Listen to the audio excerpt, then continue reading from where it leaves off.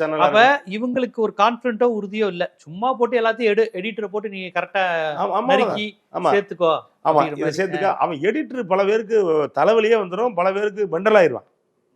மணிரத்னம் படம் டைரக்ட் பண்ணும்போது, இது எடிட் பண்ணும்போது. ஆமா லெனின் டைரக்ஷன் நினைக்கிறேன்.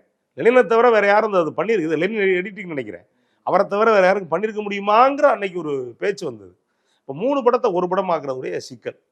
இப்படி நீ கவனிச்சு பார்த்தீங்கன்னா அப்போயிலேருந்து பிரச்சனை இருக்கு. அப்போவே என்ன சொல்லுவாங்க அப்படின்னா, அந்த படத்துடைய தயாரிப்பாளர் முக்தா சீனிவாசனுடைய அண்ணன் முக்தா ராமசாமி. இப்போ அவருடைய 100வது ஆண்டு கொண்டாடுறாங்க முக்தா ராமசாமிக்கு. வெற்றிகரமான தயாரிப்பாளர் அவர். முக்தா சீனிவாசனுடைய அண்ணன் முக்தா ராமசாமி. ஏன் வெற்றிகரமான தயாரிப்பாளர் அப்படின்னா, அவருடைய தம்பிக்கு இயக்கம் தெரியும். இதுக்குள்ள என்னென்ன ப்ளஸ் இருக்கும், என்னென்ன மைனஸ் இருக்கும் அப்படின்னு முக்தா சீனிவாசனுக்கு தெரியும். அப்போ என்ன அப்படின்னா, ஒரு சில பேர் இருக்கிற ரொம்ப கரெக்டாக என்ன வேணுமோ அந்த வேலையை வாங்கி ரொம்ப சரியாக பண்ணுறப்ப, நீங்கள் ஒரு படம் பெரிய அளவுக்கு ஓடலாம் கூட தப்பிச்சுக்கலாம்.